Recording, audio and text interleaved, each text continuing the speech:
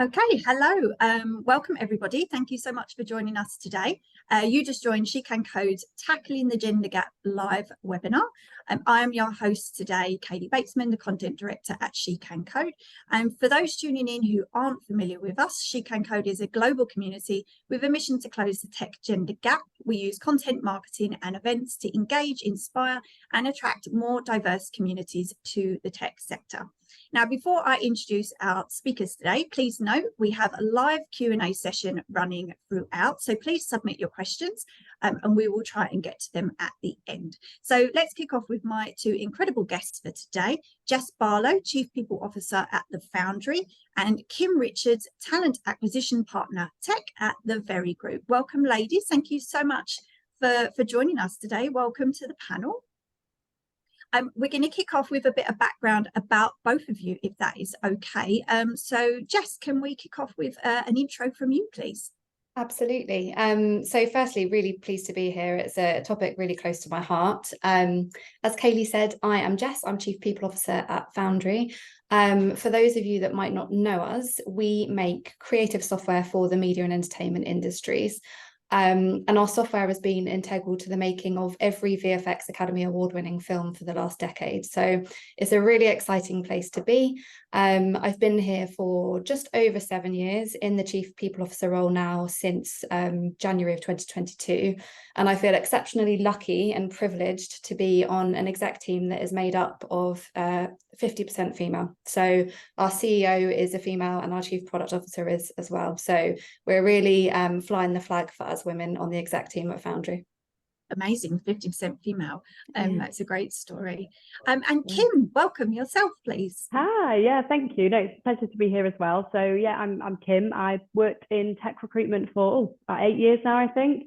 But I've worked with the Very Group for around about 18 months, recruiting all tech, so covering kind of every aspect of role. And those who haven't heard of the Very Group before, we are one of the UK's largest online retail platforms, selling everything under one roof. So yeah, that's a bit about us.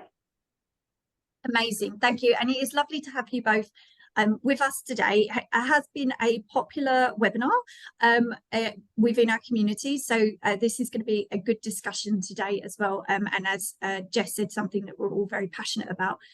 So we're going to kick off with to open the floor and by asking you ladies, there is a skills gap within the industry. Could increasing female representation help close this, do you think? Kim, should we start off with you? Yeah, definitely. You know, that there is a skills gap completely. And I think the more that we need to widen it, you know, it's going to allow a bigger kind of talent pool for us as well. So we really need to kind of increase representation, I would say, as a whole, and really kind of push role models. You know, like you were saying, Jess, obviously you've got that 50-50 split. Like that's amazing. And just kind of making that known. I think that's such a big thing. And we need to be shouting about these things to really encourage, you know, more females into the environment, really. Yes, definitely. Yeah. I definitely agree with increasing more conversations. It's something that we love to do at SheCanCode. Jess, yourself? Yeah, I was thinking about this, and you know, female representation has to be where we start, right? Because without women in tech roles, that skills gap will never close.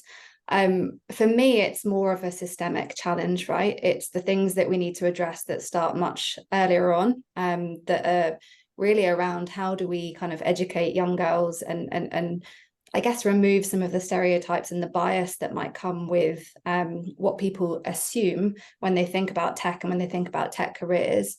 For me, it's, you know, it's that systemic change that ultimately is a responsibility of us all, not just women. But also I think it's, you know, once you've increased representation, then what happens? Because I think there's a view of some companies perhaps being guilty of virtue signaling and tick boxing in terms of bringing women into organizations, but it's turning that into something real, and it's turning that into something that actually moves the needle in terms of the skill development that will ultimately lead to more women succeeding and more women growing through seniority and leadership roles within any organization. Yes, I love that. And I completely agree as well of starting further down the pipeline, and making sure that girls see those great role models, and as you were saying, Kim, those stories as well, and just what people are doing. I think as well, sometimes, I don't know if you agree with this, but a lot of ladies in tech, they don't always realize that they have a really good story to share. And we find that on our podcast. So shameless plug for our podcast. We have Spilling the Tea, if anybody listening would like to become a guest. But a lot of our guests say on there as well that they don't always realize they have a fabulous story to share, which is a shame, because like you said, Jess, if those young girls don't hear those stories, how will they know that it is a great place to work? And for me, I think that also feeds into, how do you make it real? Because yes, there's STEM subjects and there's studying STEM subjects, there's careers in STEM, but what do they actually mean? You know, I think we'd all go back to school and think about what we were told we could do when we're older. Would anyone have thought that studying computer science means that you get to make software to make movies? Probably not. Yeah, it's about sharing that wider picture as well. And I think, you know, making it known, like there's so many women as well that have had like squiggly pathways into tech, or kind of started off with something else, and it's okay to change direction, or, you know, once you're kind of into something, it doesn't necessarily mean that you have to be stuck there. If you want to break into tech and kind of want to get into those avenues, then there are ways of doing that, and I think it's displaying that as well.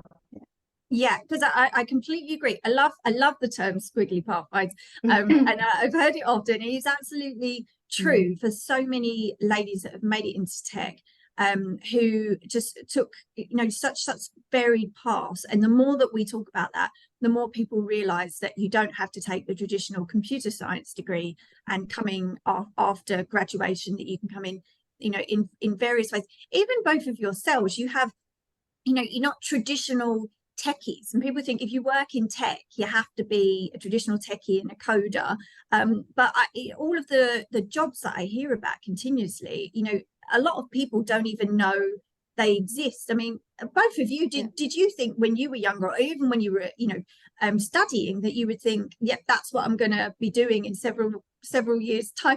You know, did you even know that kind of role existed? Honestly, no. And even, you know, when I started my career in HR, did I ever think I'd end up in tech? No, I started in advertising. And I feel incredibly privileged that I moved into tech, because the learning opportunity that I've had, and that you know, spans the whole organization, people working in a whole host of different roles, has been huge. No, I mean, I didn't know. Really similar. I started out as a hairdresser. I mean, you couldn't get any more like, this is what you probably should do when you kind of leave school. So I started out as a hairdresser, and then completely took a change and ended up going into recruitment. And I didn't even know what recruitment was, I'll be completely honest. And then I started off on the tech path of it, and I think it's just something that I've kind of loved ever since. But I don't think you do know, and it's okay to not know what you want to do initially as well. Yes, and that's the thing, isn't it? It's okay not to know.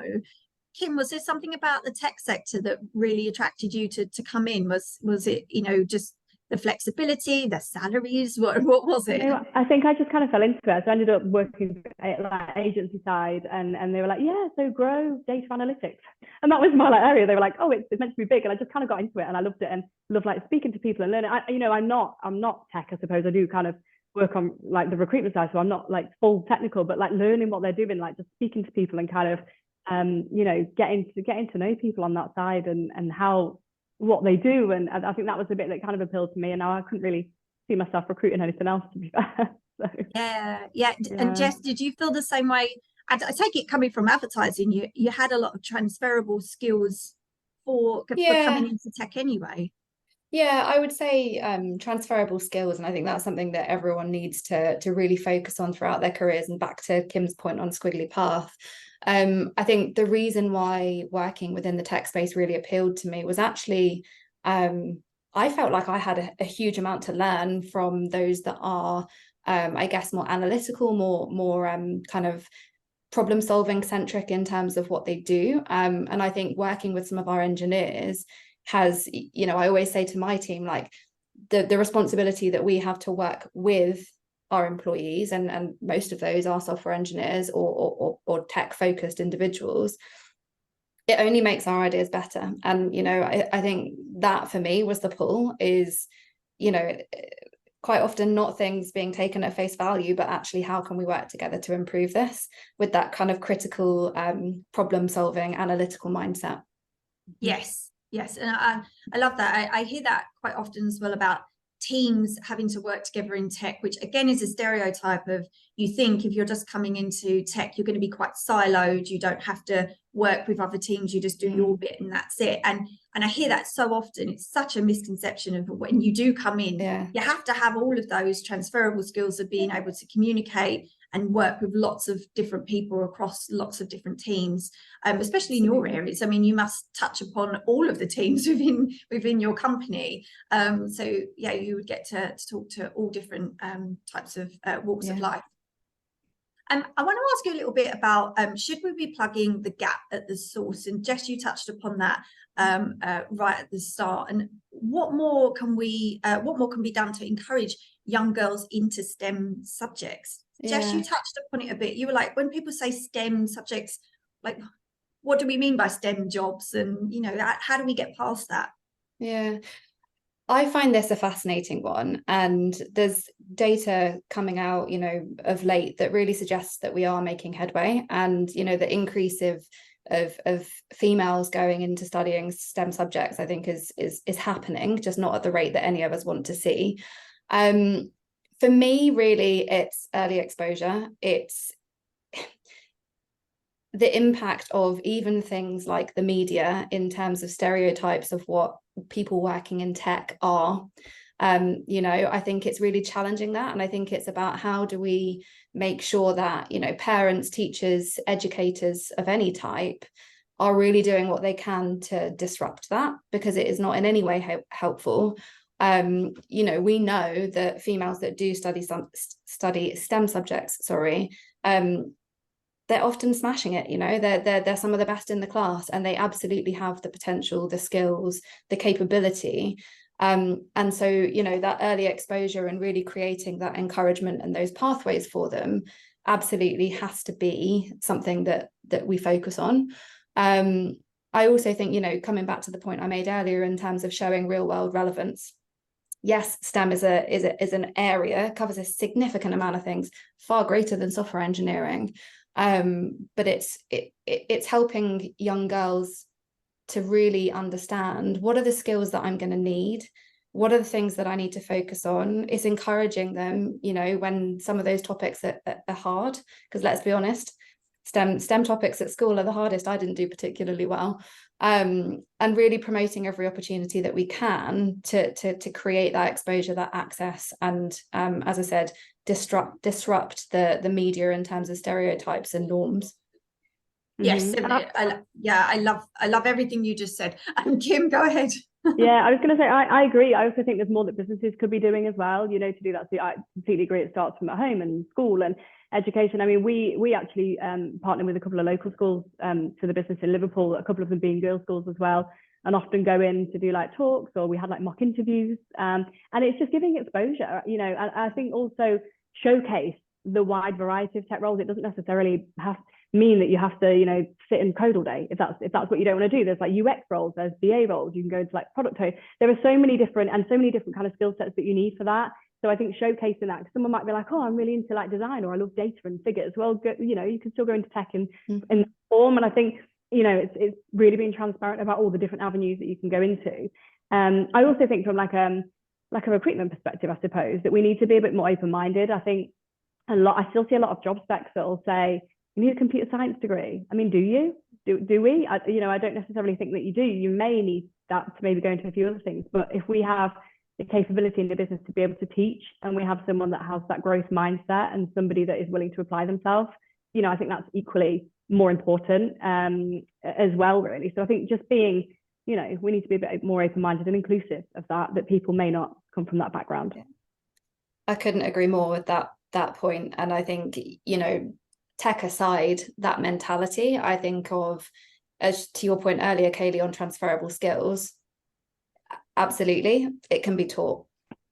Yeah, and just giving somebody a chance, you know, if you are crossing over from another industry, Kim, as you said, asking for a computer science degree, you're not always going to find the talent that you need. And if the industry is crying out for talent and you're only asking for a computer science degree, you're never going to find those great people who, you know, partway through their career decided to do something different. Or we've had ladies on our webinars before who during maternity leave decided to retrain and become a developer, and they were picked up by, you know, really big companies because it was just something that they decided to pivot. You know, their priorities changed in life, and tech seemed like a really good career for them. But again, not from the traditional route. You know, that lady didn't have a computer science degree. She decided to do something later in life and did boot camps. But you're absolutely right. I think getting into places and doing those talks and inspiring young people just about your everyday and what you do. And Kim, I love the fact that you said mock interviews, because that must be quite shocking for young people as well. When you sit in your first interview, you think, they all felt terrified. Literally, I was like, it's fine, it's a chat, like just can't. I mean, these are all like 15, 16-year-old girls that were sat there. But the amount of girls actually, which was quite surprising to me, who said, what do you think I should do? And I was like, just taken aback, because I'm like, that, you know, I feel like they need to learn and develop so much more. But I'm like, well, what are you passionate about? Where do you see yourself? So it was almost like a coaching to be like, I'm not going to sit and tell you where to do. I think you need to find what you're passionate about and drive forward. And also, you know, I think I use my own experience to be like, I didn't start out like this, and it was okay for me to change career. And a lot of them were quite shocked by that, to be like, oh, okay, so you started doing something else and now you're into, and I'm like, yeah, it's absolutely fine. Like, you don't have to leave school and have it all figured out, right? You know, it may take 5 or 6 years to get around to what you want to do. I think to that point, Kim, and going back to what I said about like, where does it start in terms of education, awareness, etc. I think at school, we're all kind of set up with this expectation of you should make a decision now, and that decision will see you through for the rest of your life. And it's not real. And I think until we get to the position where the conversations that are being had with young people are more aligned with real life experience and what they can expect along the way, part of that will never change. And again, reiterating the point on it has to start in the early stages. Definitely. Yes, definitely. And I love the fact as well about talking about how, you know, Kim, as you said to a young person, your career can change along the way, and that's okay too. You don't have to have the perfect plan. You're not failing if you come out of uni and you haven't come up with whatever it is that you want to do yet, and that you don't base your whole professional life around that. I was speaking to a lady last year who said to me, I wish somebody had told me when I was at university that you can have several different careers and career paths, because in my mind I was thinking, if I set myself up, by the time I get to where I want to be, and by the time I've had children, and I'd say moving towards my 40s, I'll be in a role where I can be quite flexible and I can think about, you know, having children and everything. She said, I wish somebody had said to me years ago, you can change as many times as you wish, and don't be thinking so far down the line. Because she said, what I wanted to do then is nothing like what I'm doing now. And more people really need to know that you can pivot. And some industries are very welcoming of people that do want to pivot as well. And on that note, what do you think companies can do to attract new female talent? Jess, should we go to you? Yeah, something I always think about is the environment you're creating being an authentically inclusive one. And by that, what I mean is, how do you create an environment that supports people at each stage of their life and depending on what decisions that they choose to make? So, for example, you know, to the example that you just gave, Kaylee, not everyone wants to be a parent, not everyone wants to have children. And so I think if you're coming at it from the perspective of like, you know, family-friendly policies are the only way, then frankly, you're not actually thinking more broadly about, you know, how do we support all different decisions, all different lifestyles, etc. So I think, you know, really thinking about, I guess, not making gendered assumptions as to what people want despite how they identify, I think is really, really important. And how you can signal that through supportive policies, flexible working, a whole host of different things, I think is really, really important. And even more so to your point around having children, you know, women are deciding to have children later. And therefore, actually, what's the focus on, you know, creating really meaningful work experiences, showing someone that they can really add value when they join a team in terms of the contribution that they can make. And I think, honestly, being genuine and authentic in terms of what you're trying to do. So back to my point on, this is not ticks and boxes, get some females into organizations. This is on making that meaningful. So once someone's there, what can they expect in terms of their career progression, in terms of, again, inclusive culture, transparency around things like equitable pay. I think all of that is far more important. Yeah. Yes, and on I your completely agree.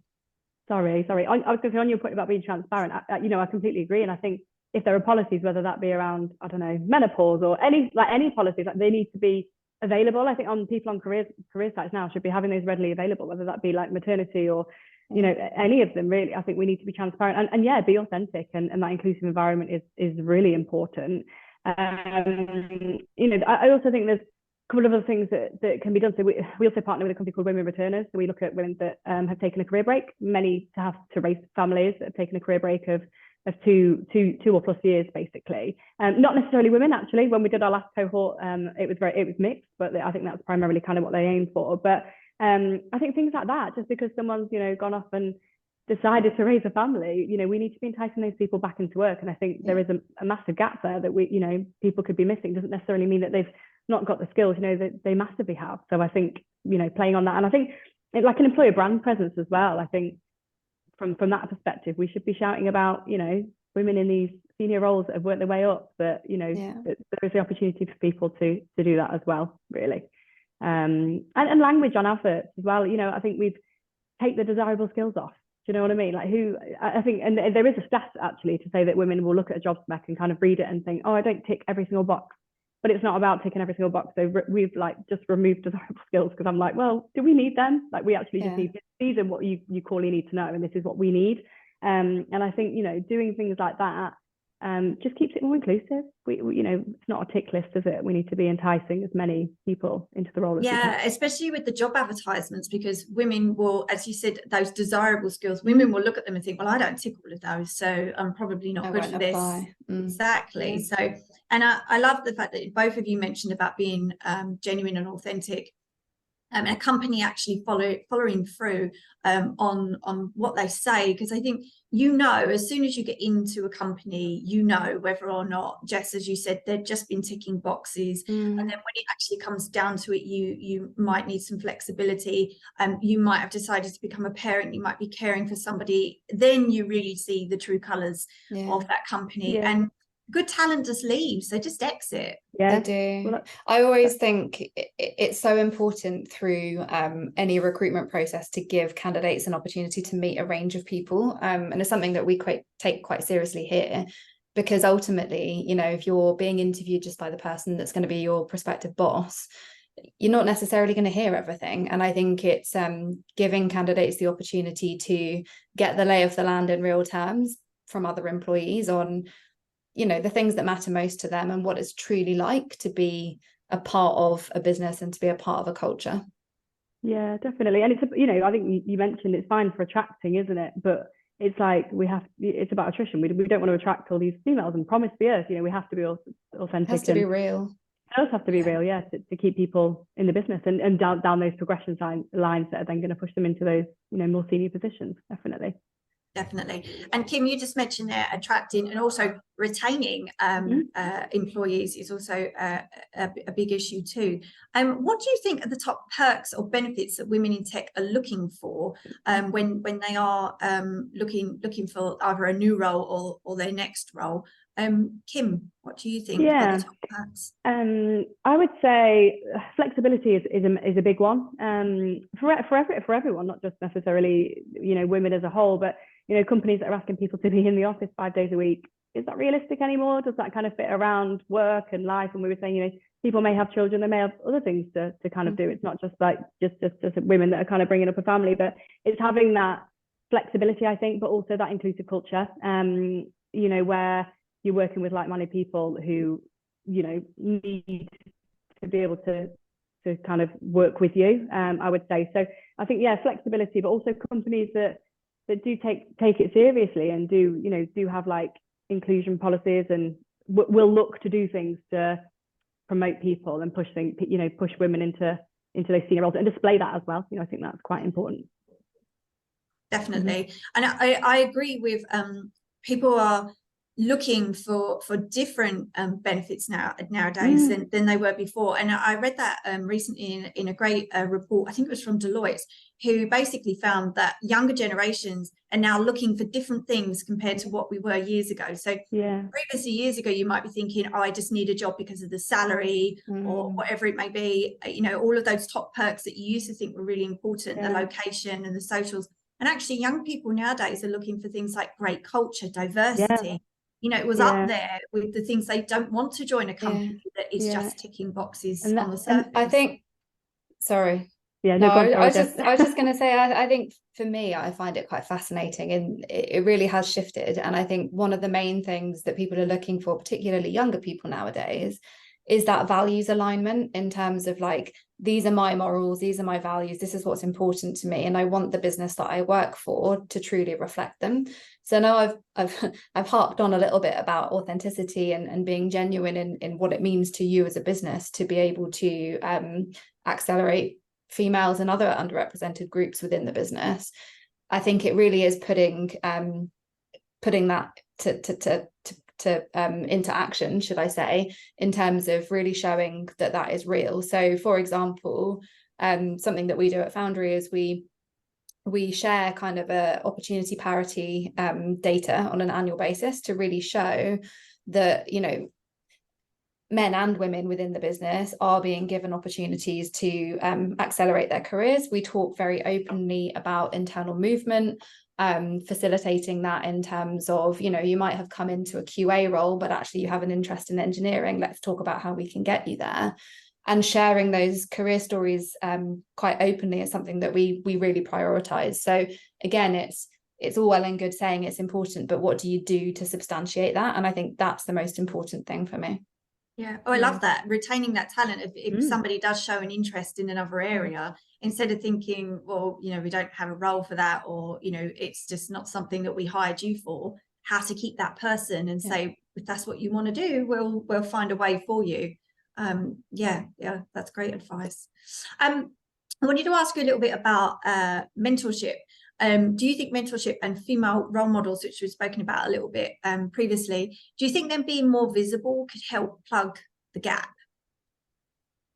Jess, let's go to you first.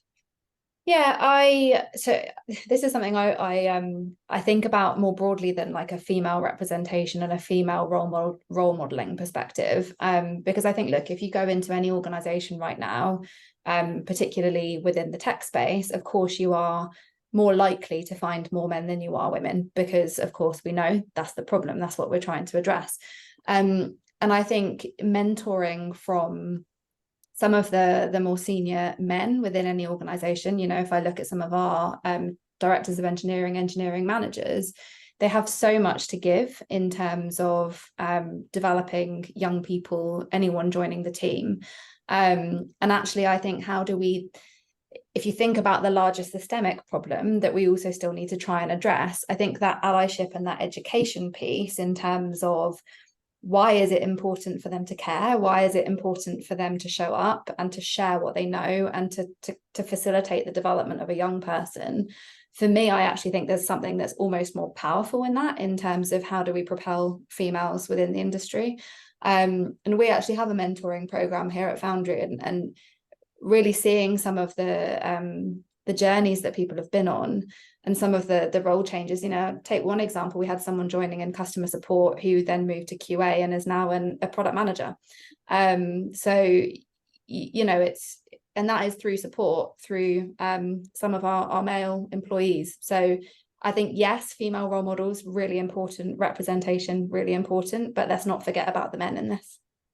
Yeah, I feel like we need allies, right? Like Exactly. it completely. And we do similar thing here. I think our CIO, he was involved in, like, we have a network here called Wave, which is like Women at Very. So it's all about You know, so people can obviously be a part of that, but we also encourage like the male allies to be a part of that too, so that they can push. And our CIO, I think he was getting involved to be like, I'm going to dedicate some time to like do a mentoring program for that. Yeah. So yeah, you know, I couldn't agree more. I think it doesn't necessarily just start with women to women, does it? You know, we have to break that kind of break it and get the senior men involved as well. Yeah. Definitely. Yeah, I completely agree. It's either, if you don't, it just becomes this room full of women that just meet up and talk about problems that, you know, we need the whole business to hear. And I always had that bugbear at events where if you're at a tech conference that wasn't dedicated to a women in tech day, and then you would have one talk on women in tech, and all of the women would just disappear into that room, and still all of the guys are out on the show floor and, you know, making connections and everything, and all of the women would just go off and talk about this problem. It was such a bugbear of mine where I used to think,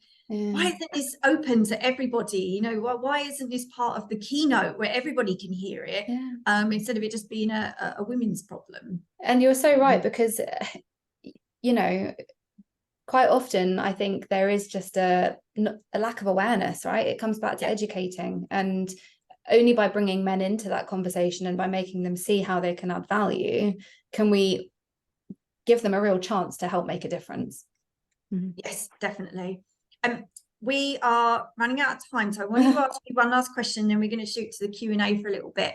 Do you have any advice for other women thinking about a career in the tech sector?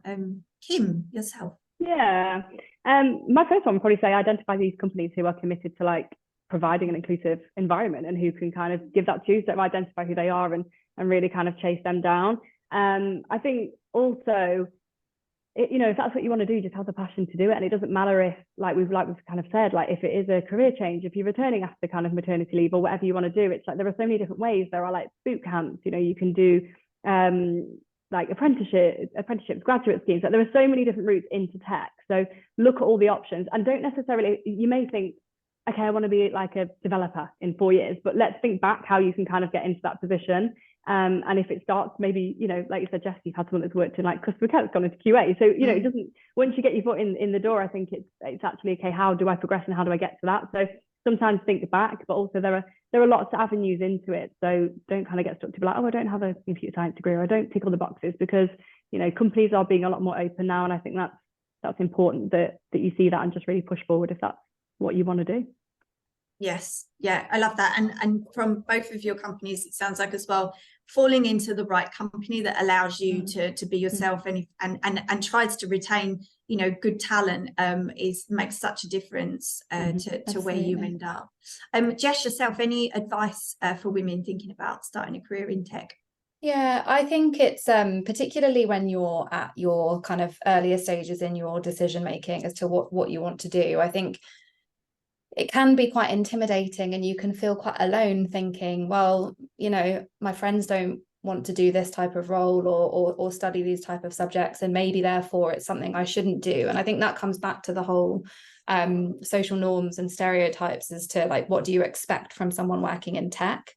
I would say find other ways to expand your network, because there are people like you. And to your point, Kim, in terms of like boot camps and programs you can join, you will find like-minded people, and I'm sure build some fantastic connections through doing so. I think, you know, that can really hold us back.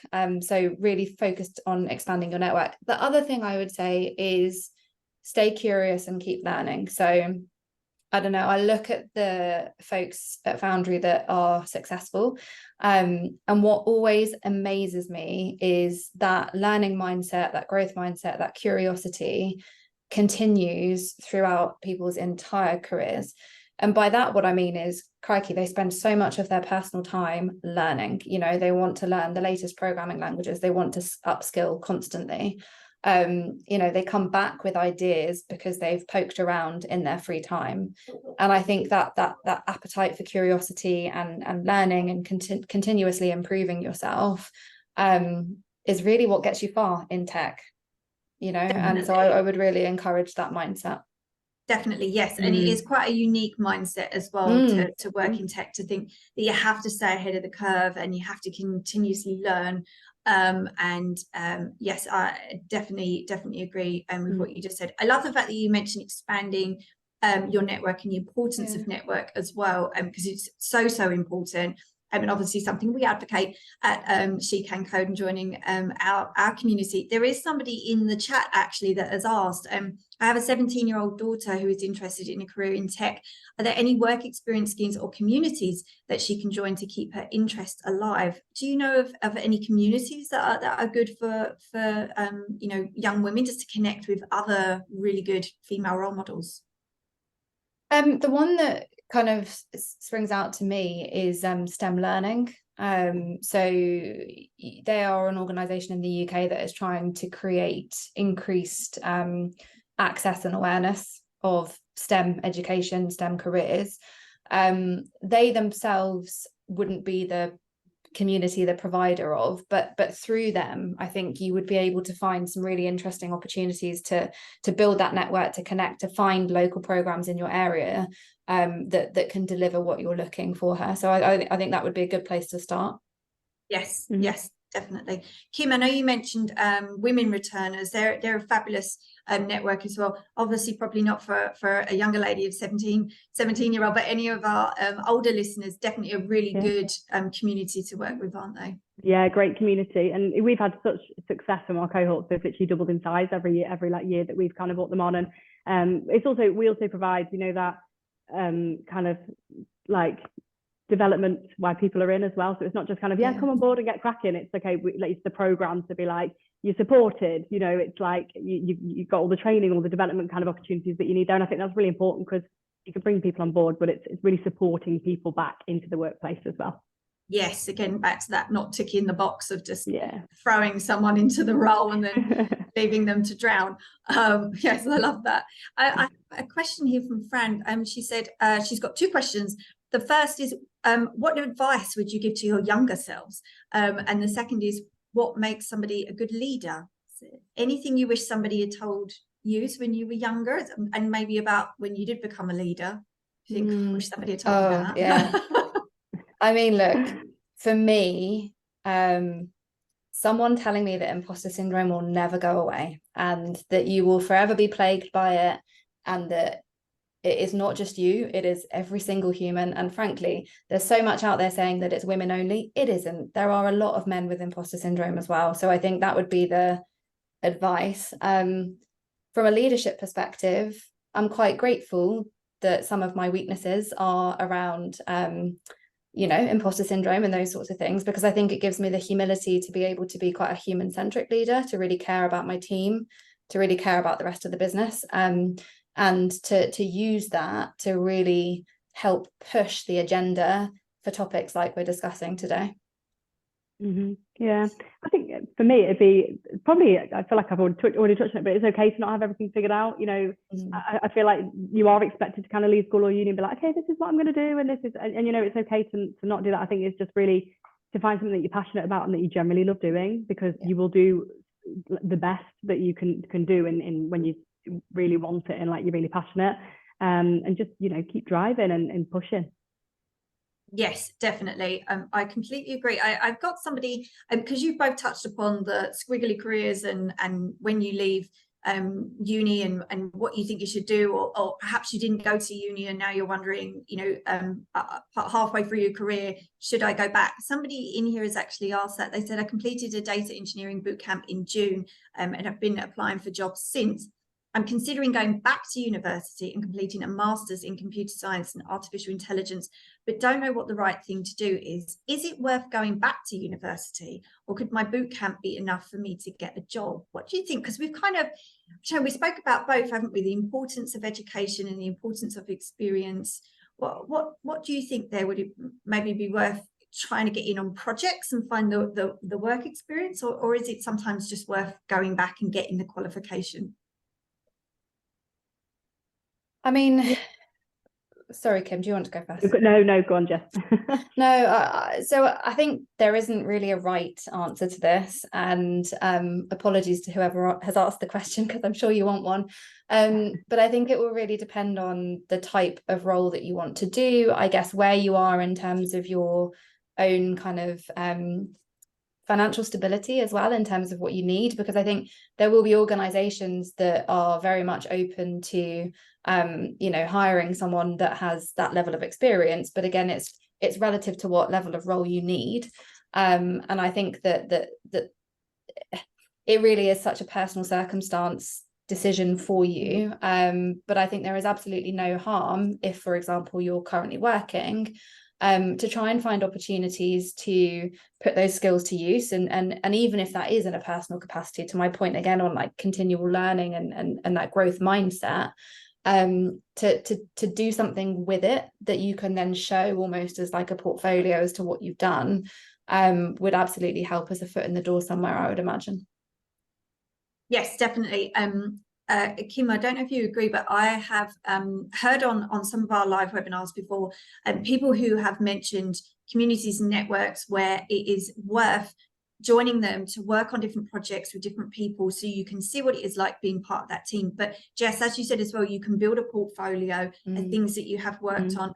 You are absolutely right in saying there is no right answer. It is personal to everybody. If you are lucky enough that you can make the decision if you want to go back to university and study, and you can do that, that might work for you. It doesn't work for everybody. We've also had podcasts, funny enough, where we talked about boot camps, and people have said boot camps don't work for everybody. So I completely agree. It is down to the person what they would like to do. But building a portfolio and working on projects with other communities. There was a great community that was mentioned on a webinar recently. It was London Tech Ladies, who just get together and work on different projects together, to enable people to meet and learn new skills and have that portfolio that you can show when you do go for a job as well. You have other things that you've worked on. I have somebody in here who says they are a senior leader and they are a male, and they've asked, how can I help support the women on my team? I see myself as a male ally, but how can I go beyond this? Is there anything that you think the male allies in your company have done kind of to go above and beyond? We mentioned a little bit earlier about mentorship. Yeah, definitely. I would say get involved in like a mentorship program. Maybe, I don't know if they have like obviously we have like the Wave community, but if they had anything similar or anyone that needed any support, then yeah, definitely be an ally to that. But yeah, mentorship is probably a great way to do that, I would say. Yeah, I would agree with that. And I think it's about making yourself available. And again, back to that kind of authentic piece. So, for example, we have some female engineers who have spoken at like conferences and that type of thing. And the most important thing to them, I think, is I'm here and I'm speaking because I know my stuff and I'm really capable, and it's not because I'm female. So I think it's about how do you find opportunities in a really authentic way, right? It's about being invested more broadly in terms of career development for your team, be they male, be they female, and really finding ways to help push that forward for everyone in your team. So I think it's creating opportunities, being authentic in your desire to help them as a great leader and as a great manager, and mentoring, I think, especially for females that are looking for support in terms of kind of building their skills and expertise, then that's also a great way. And as I say, we've had some real success with that at Foundry. Yes, I completely agree. I think there are lots of ways that men can get involved, especially in the mentoring schemes. And I think sometimes as well, men struggle to realise that there are opportunities to get involved. As we've spoken about previously, they seem to think it's the ladies go off and discuss things, and they're not part of the discussion. I always think as well, if you hold women in tech events, it should always make sure that you open the floor, and that you make sure that they know that men are very welcome to come along as well and be part of that discussion, even if you have male speakers on your panel, just to really make sure that men know, the males in their company know, I can be a part of that if they would like to be.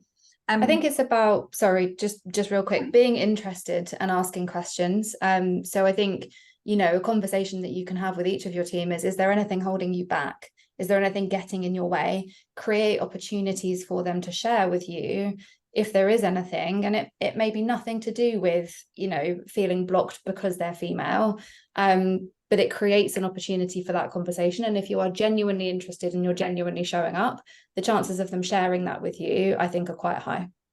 Yes, definitely. We're almost out of time. There is one very interesting question I've just seen in here, so we've got about 30 seconds to answer it. It's someone has asked, you mentioned about companies who virtual signaling. Do you have any advice on how to recognize when companies are passionate about diversity and closing the gap? And how do you spot those that are just ticking a box? So I think it's super interesting because we see that a lot at SheCanCode. We partner with some fantastic companies and we know that they are not ticking boxes. We also notice that many companies only put things out on things like International Women's Day. You'll see like the odd, you know, social posts go out on just the one day. And that is kind of it. You know, it's best to see things going out all year, or they're winning awards in certain areas or whatever it may be. Have either of you noticed anything about, you know, working at great companies that sometimes you just get in and you might think, yeah, they were definitely just ticking a box on that front? How do you spot those red flags? I mean, I think for me, it comes down to, what do you hear? Who do you get the opportunity to talk to during your interview process? And I think if you're not set up with an opportunity to speak to someone that would be ultimately a peer to you throughout that process, that you can have a more, you know, candid conversation with, that to me would seem odd. Because I think that, you know, there should be an opportunity for you to get into what's it really like to work here. You know, what are the things that you really like about working at that organization? And I think it gives the opportunity for some of that to come to the fore. And I also think it's, what are they willing to share with you in the process? So to your point earlier, Kim, in terms of, you know, things like policies, supportive policies, that type of thing, access, telling you that they exist before you get there, and being forthcoming with that information, I think is also quite important. Yeah, yes, couldn't agree more. Yeah. Kim, is that something that you do, you know, when hiring as well? That's just being mindful of who is interviewing who and making sure that they get definitely, a well-rounded picture. Yeah, I think even if it's like multiple stages, it's like we try and get as much of the team involved as possible so that they do have the opportunity to kind of ask that. And you know, we want them to kind of know exactly, like, we want them to like meet most of the team and meet other people that they're going to be involved with. And I think that's a massive thing. Yeah, you know, they have to really understand it and see it. You know, it has to be authentic, and we have to show that during the process. Yes, definitely, because candidates catch on quite They soon. They know whether or not they want to jump ship and come over to a company that doesn't seem authentic and genuine. Ladies, we are out of time. I could continue talking to you all afternoon on this topic. I think we've only just scratched the surface. But thank you so much for joining us today, Jess and Kim. It's been an absolute pleasure having you on here. So thank you so much. To everybody listening, thank you so much for joining us as always. And we will see you again next month for our next webinar. This recording will be available to you as well on SheCanCode.io tomorrow, along with lots of other wonderful resources. And if you're not already part of our community, please jump over to SheCanCode.io and sign up and see all of the other wonderful free resources that are available to you. So again, thank you so much to Jess and Kim, and to our wonderful community. Thank you so much for listening. Thank you. Thanks, Bye. everyone. Thank Bye. you. Bye.